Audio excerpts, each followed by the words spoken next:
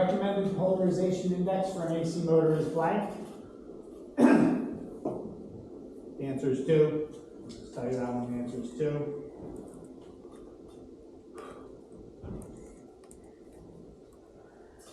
End play adjustment is generally done on large motors with blank. Remember, end play is that shaft and how much deflection, right? Any direction that motor shaft can go.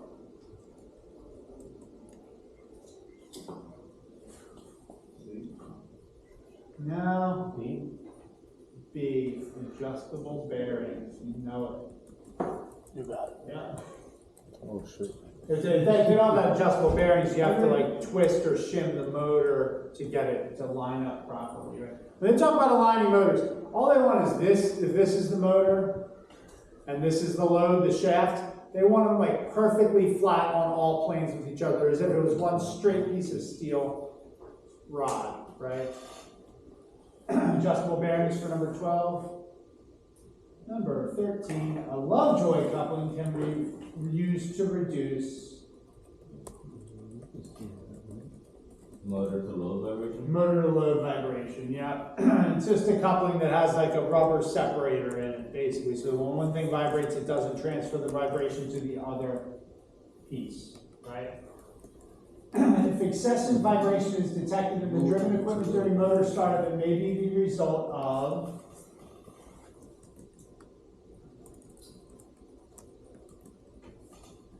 vibration is detected in the driven equipment during motor startup. I'll say 8.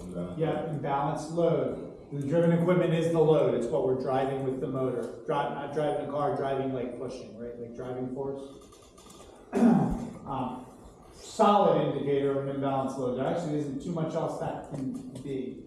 The first timer motor is started should be allowed to run blank. Without load for 1 hour, yep. Without load for 1 hour. And that is the review. 15 questions.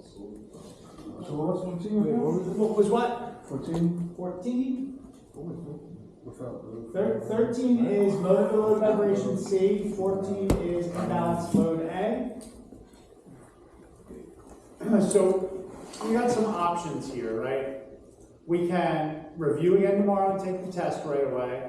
And then that would leave us with at least another 1 day of doing hands-on. All right. Or we could run the PowerPoints again. I will look and see if I can find any other auxiliary information on this stuff. I probably can. And we can do more classroom learning on it and then review. And then if anybody wants to go through the PowerPoints again, we can talk about that, but I think you'll have these in boxes. So let's go show of hands. How many people are cool with test tomorrow and then hands-on? Because that, I think, is the best option. But you don't have to be at all. If you're not comfortable with what you think you're going to get, okay. But it looks like there are some people who would rather wait a day. Okay. 15? You're so high maintenance. Hell yeah, man. He celebrates it too.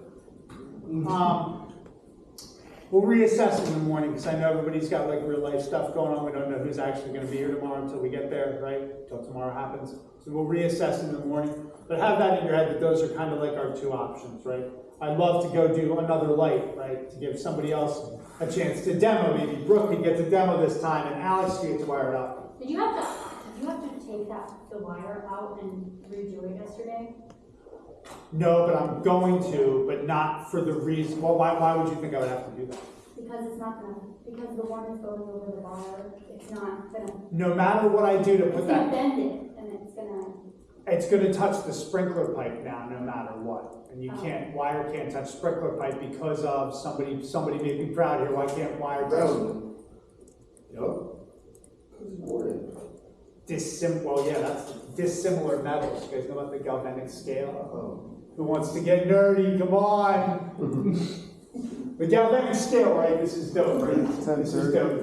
What's that? Yeah, I know. Yep. You're really good with class. I always like that about you.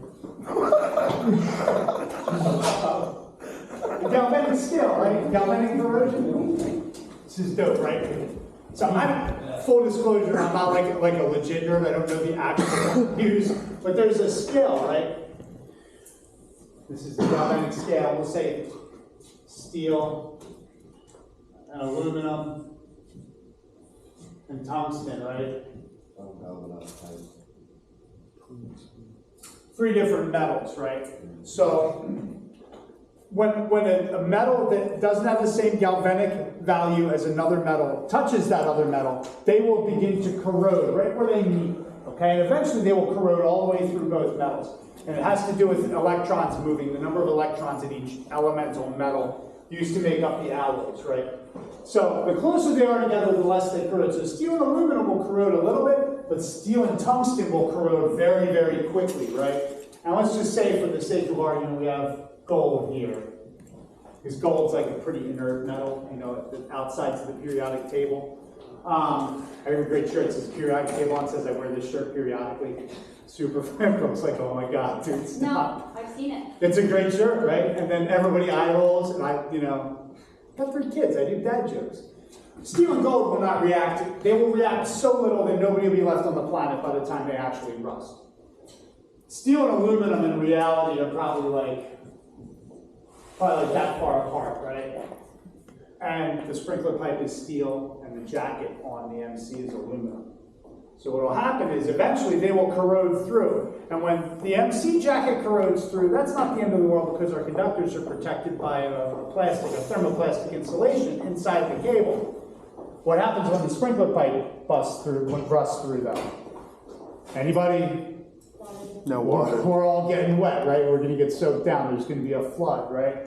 So I actually have to put a special connector that allows those to come off at 90 degrees from the fixture because I couldn't get them to not be touching the sprinkler pipe. Now, what most people do is they put a piece of cardboard around the sprinkler pipe and let the wires rest on that.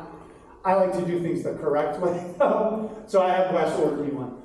But everything else about the installation of the light was perfect, and that was my fault because I should have seen that sprinkler pipe and stopped the process and been like, we should get a 90-degree connector, but I decided to let you finish wiring the light. And I was going to just see what happened afterwards. So, you win some, you lose some, right? I don't win all of them. Not like this guy. I don't win at all. I'm not DJ Khaled, bro. We can do that other light and connect them.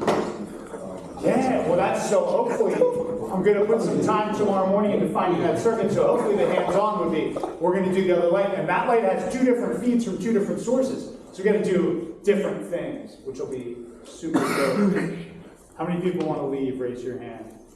Ah, man. All right, everybody but Alex and Dayton. I'm just kidding. I'll see you guys tomorrow, all right? Cool. Galvanic scale, though, super cool. Look it up if you run out of paint to watch dry, I guess. Look up the galvanic scale.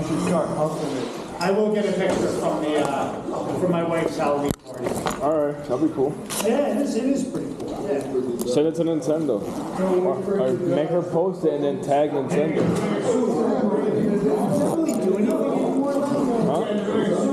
Yeah, well, I was going to say, Nintendo's like the lawsuit people with that. They'll probably send you some money. I don't think so. Although, you know what? What did I have?